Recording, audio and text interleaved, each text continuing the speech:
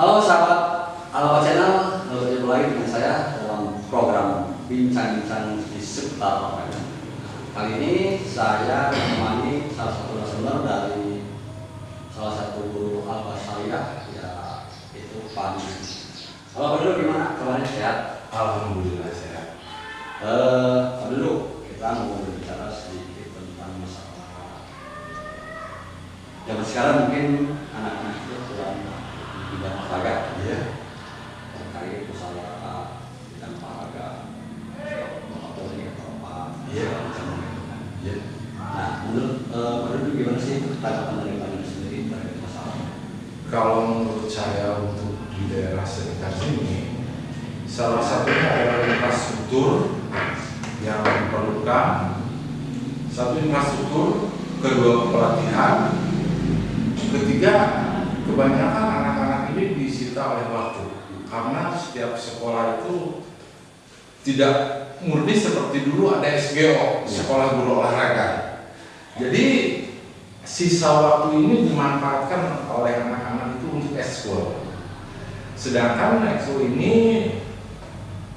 sarana dan prasarana yaitu infrastruktur itu sangat kurang, sangat jarang juga kebutuhan seorang pelatih untuk melatih olahraga tersebut sangat jarang. Jadi kalaupun ada level kualitasnya itu yang rendah saja.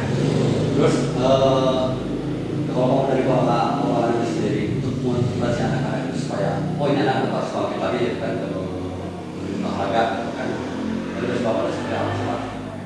Jadi begini, saya sampaikan kepada anak-anak bahwa di negara kita itu yang sangat saya khawatirkan itu adalah bahaya laten. Di sini mengantisipasi bahaya laten menurut saya yang paling cocok adalah dengan olahraga. Jadi anak-anak itu diberikan pengertian keolahragaan dan bagaimana kalau sudah berprestasi, sama saja kalau misalnya orang bisa menghasilkan uang di dalam olahraga pun bisa menghasilkan uang dengan catatan ada kesungguhan, ada keseriusan, belajar dengan baik. Nah setelah diberikan pengertian, kita ajar secara baik-baik pelan-pelan. Satu, ya mungkin dari dasar kita pelan-pelan, lama-kelamaan setelah mencintai, ya kami dengan tekun membina anak-anak, karena yang saya khawatirkan macam dalam TV-TV itu ada tawuran, bahaya latin. Dengan adanya olahraga, anak-anak ini di samping badannya sehat, di samping tersalurkan bakat-bakatnya, dan kalau misalnya dia itu menjadi seorang olahragawan profesional, kenapa tidak? Tidak mesti orang Eropa, tidak mesti orang Afrika, orang Indonesia pun sama-sama makan nasi, insya Allah bisa menurut saya. Di sini saya melihat kan Pak Dulu sebagai salah satu guru olahraga yang ada di sekolah Alpha Syariah. Ya. Terus menurut Bapak bagaimana sih supaya bahwa anak-anak Alpha Syariah itu lebih aktif lagi di olahraga, khususnya di dalam olahraga poli gitu? Kalau menurut saya, satu yang terpenting ada kebersamaan dari siswa dan guru-guru, dari semua pihak. Satu itu, kedua tidak mesti mutlak 100% begitu dorongan material, mungkin fasilitasnya diberikan, ya kontribusi para guru ikut menyemangati, itu sangat membantu. Misalnya kalau kita belajar tidak ada guru, minimal dia itu ingin melihat oleh gurunya bahwa anak ini dalam artinya mungkin Pak saya itu berprestasi. Nah di sini seorang guru entah sepintas entah selamanya itu akan memberikan motivasi dorongan yang sangat besar buat anak-anak. Saya rasa itu. Terkait masalah ini Pak, apa kan di memulai itu kan masalah orang yang di bidang poli Pak ya? Iya. Ya, itu kan situ kan ada beberapa dasar-dasarnya. Oh ada kan? Iya. Bisa kalau teknik-teknik dasar seperti apa sih yang Bapak sampaikan kepada anak-anak itu? Ya, pertama mungkin untuk memberikan ke anak supaya itu dia menguasai dulu bola dengan cara dipegang, dengan cara dilempar. Yang penting dia menguasai bola dan tumbuh kecintaan terhadap bola. Setelah itu diberikanlah latihan-latihan dasar seperti passing bawah, passing atas, terus dengan kontinu sampai dia itu bisa menguasai passing bawah dan passing atas. Lalu selebihnya diberikan cara serve gitu. Dan yang saya lihat kalau ada turnamen-turnamen di dalam Seven, mereka itu selalu oper. Padahal itu modal utama di dalam permainan bola voli. Misalnya dengan melihat pemain nasional cara Seven sambil loncat, sebetulnya yang saya tahu mereka itu sebut saja saya lagi nonton, mereka itu belum menguasai, tapi karena ingin ditonton, dia dengan jumping shoot, akhirnya dia mati nggak nyampe shootnya, dan itu kerugian buat kita. Dan ini pun pengertian seperti ini perlu diterapkan kepada anak-anak, sehingga anak-anak itu di mana kerugian kita, di mana keuntungan kita. Juga ya tadi lagi kepada motivasi. Kenapa tahu dia itu pengen action? Ya dia itu perlu support. Jadi ketika dalam latihan ini banyak yang mensupport kepada mereka akan terbangun, akan giat. Di samping itu pengertian loss point harus diberikan, poinnya harus diberikan, maka di situ anak-anak akan mengerti. Bahkan tidak menutup kemungkinan setelah belajar dengan saya mereka jadi pelatih. Nah di sini juga Pak, ada orang yang beberapa pemirsa atau beberapa anak-anak ini atau anak sekolah yang ada yang kurang mengerti tentang masalah ukuran lapang dan tinggi. Kan ada perbedaannya antara laki-laki dan perempuan. Iya. Ya. Itu bisa nggak dijelaskan ukuran lapang luas itu berapa sih Pak? Sebetulnya untuk ukuran lapang bola voli di dalam kelas 1 SMP juga sudah diberikan bahwa lebarnya 9, panjangnya 18 untuk utuh satu lapangan. Sebelah lapangan dibagi dua lagi, yang satu 6 meter, yang satu 3 meter. Itu untuk menandakan garis serang. Di situ pengertiannya, jadi pemain belakang tidak boleh menyemes ke depan selama tidak menginjak garis serang, sah-sah saja bisa nyemes. Tapi kalau misalnya tidak dipasang itu, bisa-bisa pemain belakang ikut ke depan, ikut nyemes. Makanya dipasang itu. Nah untuk ukurannya, untuk laki-laki 2,43 m dari lantai dasar ke tiang net, untuk laki-laki 2,43 m, untuk perempuan 2,24 m. Ya itu Pak, untuk lapangan itu ada standarnya nggak Pak? Oh ini lapangan itu standarnya harus begini. Kan kalau mau dilihat kebanyakan sekarang itu ada yang mesin bertanah, pasir, terus ada yang sudah di tol atau yang di beton. Nah standar yang bagus itu sebenarnya sih lapangan yang bagus itu lapangan poli itu. Kalau standar yang mungkin saya terapkan, standar lapangan poli itu sudah internasional. Tidak seperti halnya lapangan bola 100 sampai 110. Tapi di bawah itu pun dengan limit tertentu masih bisa.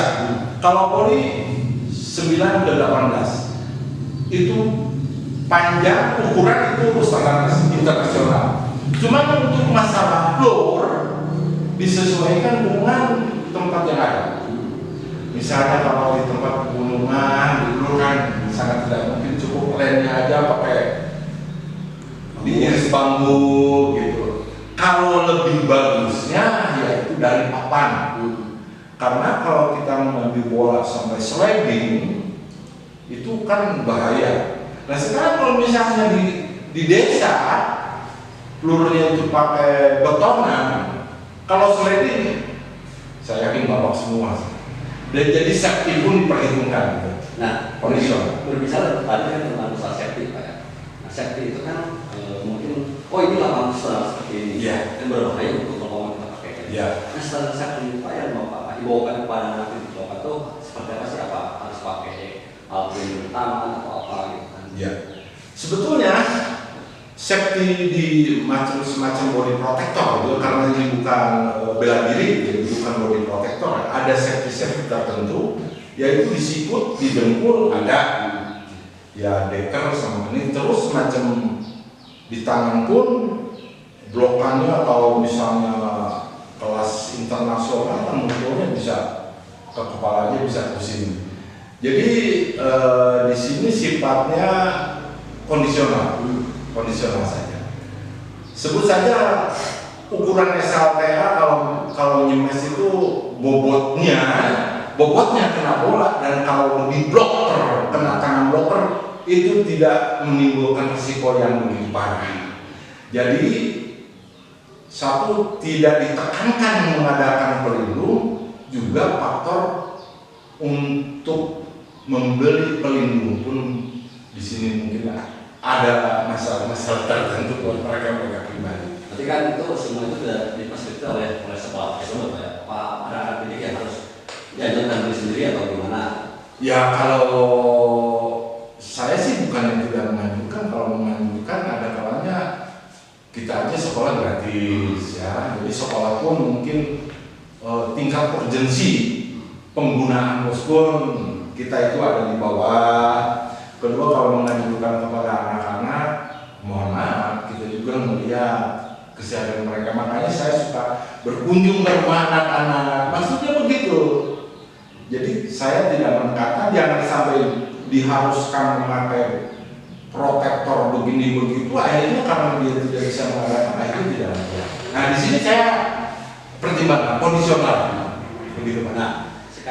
Nah berbicara tentang masalah olahraga khususnya Bapak Oli, banyak masyarakat atau anak-anak, bahkan saya sendiri juga baru tadi lihat di posting ya kan, tentang masalah bola voli Pak. Iya.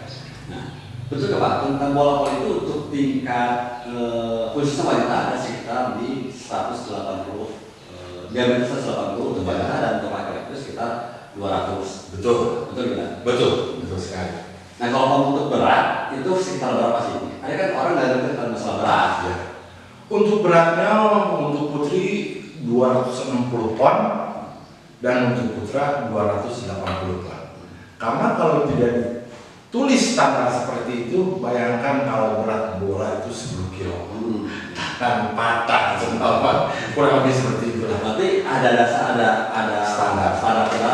Oh kalau mau latihan sekolah ini. Nah kembali lagi Pak tentang masalah safety. Harapan Bapak itu Pak sebagai guru olahraga bola voli. Iya. Ada nggak Pak harapan Bapak itu untuk anak didik atau yang memberikan fasilitas di sekolah atau apa gitu kan? Iya. Ada nggak yang harapan Bapak untuk memberikan fasilitas seperti apa sih yang harus diberikan pada anak-anak? Harapan saya pribadi, apakah itu sekolah atau donatur siapapun juga, saya tidak mau tahu kalau bila mana perlu. Kalau ada yang memberikan fasilitas safety buat anak-anak, sangat saya perlukan, karena saya tidak mau anak-anak celaka dan saya juga ikut terseret di dalam kriminal akibat safety tidak dipergunakan. Karena safety mutlak, semua cabang olahraga harus ada safety. Karena di dalam cabang olahraga tertentu di internasional mereka sudah diterapkan segala peraturan safety, SOP dan segala macamnya. Jadi kalau tidak pakai safety ketika ada kecelakaan, saya dituntut sama orang tuanya, saya kalau tidak pakai safety saya kena dong. Nah jadi harapan saya, apakah sekolah, apakah donatur, siapapun itu, kalau mau memberikan safety sangat berterima kasih sekali.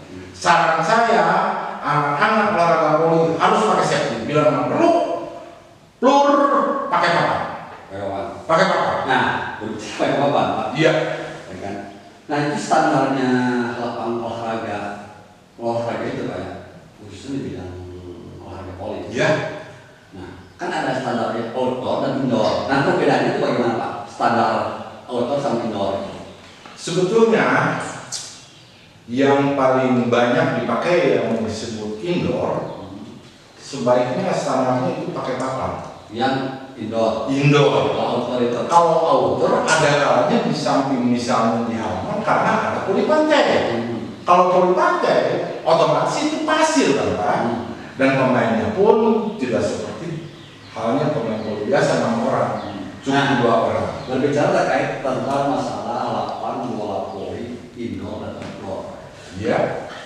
Nah, perbedaannya apa sih Pak tentang indoor sama outdoor? Karena ada kendalanya gitu Pak. Iya. Tentang masalah kendala itu. Kalau outdoor kendalanya apa? Berbeda dengan yang indoor. Sebetulnya kalau untuk sementara sudut pandang saya, kalau indoor Arah angin bagaimana? kendalanya itu sebetulnya nyaris tidak ada, tapi bagaimanapun juga pasti ada kendala. Ya, salah satunya ya di modal. Karena kita harus mempergunakan aula yang besar, gor yang besar, dengan fasilitas yang mumpuni, lapangnya peluh, penontonnya harus ada kursi, ada pelindung, ada jarak batas penonton sama pemain. Karena absen itu bukan 1 meter 2 meter. Ketika bola di smash itu mampu, kan kita harus lari sampai bisa ada 7 meternya. Ini nggak kebayang kan Pak? Kalau kita sedang ada pertandingan. Iya. Turnamen Pak. Iya. Voli. Iya. Outdoor. Iya. Terus kalau ketika datang tiba-tiba hujan turun itu gimana Pak? Nah itu dia, itu salah satu resiko di outdoor ketika rumput yang 100% permainan tidak kondusif. Bola orang jadi lebih berat. Bola lebih berat, sudut pandang kita terganggu, lapang licin dan banyak lagi gangguannya. Kalau seandainya saya jadi panitia pertandingan outdoor, sebenarnya. Nah, sekarang ini berbicara tentang masalah tentang olahraga bola voli. Banyak, terutama di daerah Tasikmalaya. Iya. Kebanyakan itu pemerintah itu membangun tentang masalah fasilitas untuk gol, Betul. yang selalu dibuat bangun. Ada harapan kepada Bapak kan? Ada pemerintah itu mendorong kepada pemerintahan desa atau sekolah-sekolah untuk membangun lapangan voli indoor, Pak. Ya. Ada nggak harapannya? Sangat banyak harapan. Harapan saya kepada pemerintah yang terkait. Jadi cabang olahraga yang mengharumkan daerahnya dan membawa penghasilan itu bukan di voli saja. Ya. Sebetulnya yang paling sangat strategis itu apa sih Pak? Seorang pelari 50 meter kalau kejuaraan dia bisa mendapatkan 4 medali emas. Kalau di voli hanya 1. Lari 500, bisa lari 100, lari 200, bisa estafet dan macam-macam.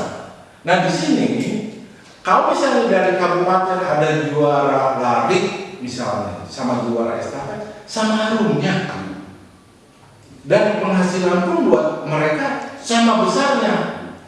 Bahkan yang saya sayangkan terlalu banyak saingan itu mungkin sisi positifnya ada, tapi cabang-cabang olahraga lain itu terabaikan. Nah di sini saya menghimbau kepada pemerintah setempat, tolong perhatikan, toh tidak mengurangi kalau misalnya mengharumkan nama daerah atau potensi pelari banyak yang kebiasaan kalau di sawah dulu kalau misalnya mau layangan, nah itu kan bisa disalurkan Pak.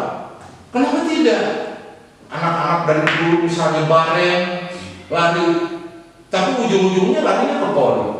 Kenapa tidak terus saja dipupuk dari lari ke lari ke atletik? Itu kan bisa murah.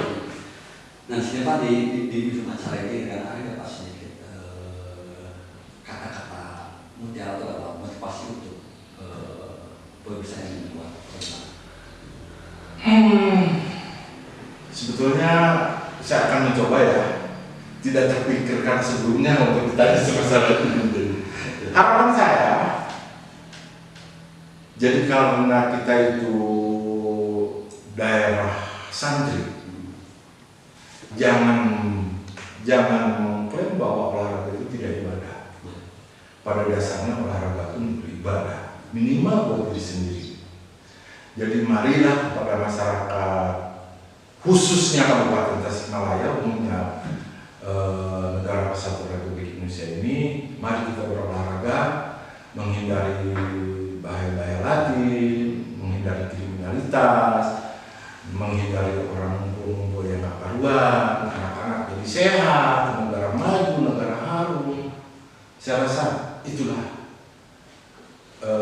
himbauan saya karena tidak terlaksana.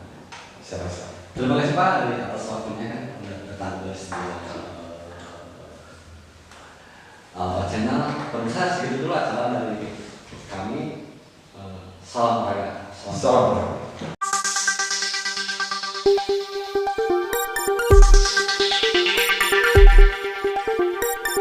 Thank you.